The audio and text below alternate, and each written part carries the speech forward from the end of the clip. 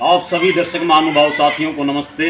मैं सोनू आर्य, आप देख रहे हैं गुरुकुल धेनवा। स्वागत है आप सबका। थोड़े से समय के उपरांत पुनः आपके बीच उपस्थित होने का अवसर आज मिला है। वर्तमान में देश के अंदर जो गतिविधियां चल रही हैं उन सारी गतिविधियों से आप अच्छी तरह भली भांति परिचित हैं। अभी लगभग 3 या 4 दिन पहले जो है मेवात हरियाणा का एक ज़िला जिसमें मुसलमानों की संख्या बहुतायत मात्रा में है और मेवात के बनने के प्रारंभ के समय ही अधिकतर जो वहाँ की आबादी है वो मुसलमानों की है। मुस्लिम आबादी होने के कारण हिंदू विरोधी गतिविधियाँ या सनातनियों के विरुद्ध गतिविधियाँ चलना ये छोटी सी आम बात वहाँ है। हालांकि हरियाणा प्रसिद्ध है अपने भाईचारे के लिए, सांप्रदायिक सौहार्द के लिए। अलग अलग तरह की चीज़ें आज सामने आ रहे हैं। उस विषय के ऊपर मैं फ़िलहाल बात करना चाहूँगा भी नहीं, क्योंकि मैं ये मानता हूँ कि जब कहीं भी या जब कभी भी इस प्रकार की कोई घटना देश के अंदर घटित होती है, उस घटना के पीछे एक सुनियोजित षड्यंत्र होता है। उसके पीछे सांप्रदायिक ताकतें तो होती ही हैं, इसके अलावा भी इन षड्यंत्रों के पीछे या इस प्रकार की हिंसा के पीछे राजनीतिक ताकतें भी सम्मिलित होती हैं, क्योंकि राजनीतिक ताकतों को इन सारी चीज़ों से सबल मिलता है और जो है राजनेता लाशों को मुद्दा बना करके अपनी सियासी रोटियां वहां सेकते हैं। जब कभी भी इस प्रकार की बातें होती हैं तो आप देखेंगे अलग अलग जो है तरह के नेता जो अलग अलग पार्टियों से संबंध रखते वहां जाएंगे, राजनीति करेंगे। कोई कहेगा वर्तमान सरकार बड़ी जो है निकम्मी सरकार है, ये प्रशासन की विफलता है, इतना बड़ा कांड कैसे हो गया। अलग अलग लोगों की अलग अलग बातें वहाँ होंगी जो कि बेहद दुख पहुँचाने वाली बातें। अब रही बात हिंदू और मुसलमानों की, तो ये देश जो है सांस्कृतिक विभिन्नताओं के लिए सदैव से जो है प्रसिद्ध रहा है। पूरे विश्व के अंदर भारत केवल मात्र एक ऐसा देश है जिसमें अलग अलग लोग जो है वो अलग अलग धर्मों को मानने वाले, संप्रदायों को मानने वाले, अलग अलग विचारधारा के लोग हैं और सदियों से, कई हजारों सालों से वो सब लोग एक समान एक दूसरे के साथ परस्पर प्रेम पूर्वक व्यवहार करते हुए रहते आए हैं। जब कभी भी इस प्रकार की घटनाएं होती हैं उनसे समाज का तो ताना बाना टूटता ही, निर्दोष लोगों को बहुत बड़ी मात्रा में इसका जो है वो कीमत वो चुकानी पड़ती है, क्योंकि भीड़ का कोई चेहरा नहीं होता है। लोग अधिकतर जो लोग होते हैं जो मानवता विरोधी होते हैं या जो देश विरोधी ताकतें जो होती हैं वो तो इस अवसर की ताक में हमेशा से बैठे रहती कि उन्हें कब सुअवसर मिलेगा। और ऐसे लोग अक्सर जो है भीड़ को मोहरा बना करके निर्दोष लोगों की जो है जान माल को बहुत बड़ी भारी मात्रा में नुकसान वो लोग पहुंचाते हैं। आपने देखा भी होगा बहुत बड़ी मात्रा में जो है लोगों की दुकानों को लूटा गया, किसी के मोबाइल फ़ोन जो है चोरी कर लिए गए, अलग अलग दुकानों के अंदर जो है भीड़ ने घुस करके वहाँ ज़बरदस्ती तोड़ फोड़ की। और इन सब के अलावा भी जिन लोगों का इन सारी चीज़ों से कोई लेना देना नहीं था उन लोगों को भी जो है अपनी जान से हाथ गंवाना पड़ा है। सर्वप्रथम बात तो मैं ये कहता हूँ, मैं किसी भी प्रकार की हिंसा का मैं समर्थक नहीं हूँ। वयम राष्ट्रीय जागरण, मैं राष्ट्र का जागृत पुरोहित हूँ।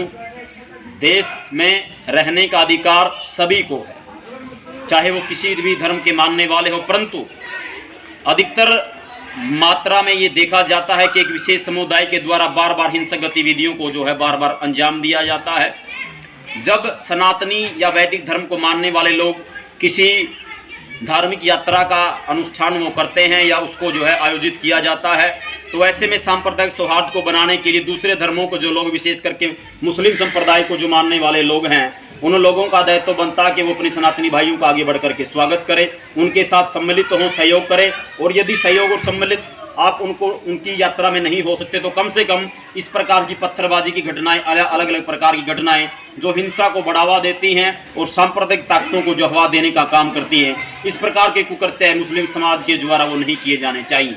दूसरी बात मैं यहाँ ये कहना चाहता हूँ, विशेष रूप से सरकार से हम आग्रह करेंगे कि जो लोग भी इस सुनियोजित षड्यंत्र के पीछे जिन वास्तविक शक्तियों का जिनका हाथ है, उन लोगों के गिरेबानों तक सरकार का हाथ अवश्य पहुंचना चाहिए।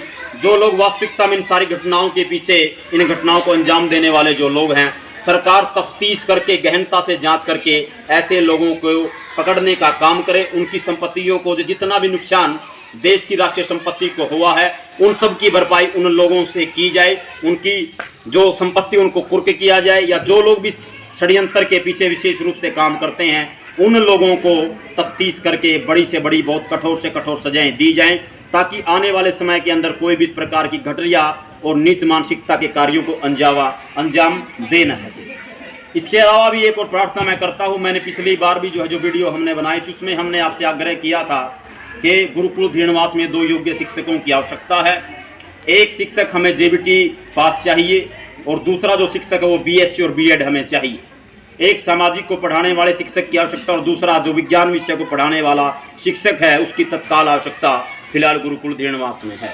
तो जो भी साथी योग्यता रखता है, जो बीएससी और बीएड है और जो विज्ञान पढ़ाने में माहिर है, कुशल है, उस साथी को हम आमंत्रण दे रहे हैं। कृपया करके आप आएँ, अपने कागज पत्र लेकर के आएँ। हम इस वीडियो में एक नंबर डाल देंगे जो गुरुकुल के मंत्री का नंबर होगा। आप उस नंबर से बातचीत करके सारी व्यवस्था का जायजा ले सकते हैं। वेतनमान इत्यादि क्या दिया जाएगा वो सारी बातें आप उनसे कंसर्न कर सकते हैं, पूछ सकते हैं। वीडियो को देखते रहिएगा, चैनल को सब्सक्राइब भी करते रहिएगा। समय समय के ऊपर देश, समाज, युवाओं से जुड़े विभिन्न मुद्दों के ऊपर हम गहनता से विचार विमर्श करके युवा पीढ़ी को जागृत करने का काम हम करते हैं। सभी देश के नागरिकों से, सभी देशवासियों से ये प्रार्थना है, देश में सांप्रदायिक सौहार्द का जो ताना बाना उसको बना करके रखिए। सांप्रदायिक जो ताकतें हैं, जो देश विरोधी ताकतें हैं, उनको उनके मंसूबों में कभी भी सफल न होने दें। किसी भी प्रकार की अफवाह से बचें, न अफवाह को आगे फैलने से बचाएं, उसको आगे बढ़ने से रोकिए और चारों तरफ शांति का साम्राज्य हो, अमन का साम्राज्य हो, प्रेम का साम्राज्य हो। मानव के बीच में धर्म मजहब को लेकर के कोई खाई खड़ी न की जाए।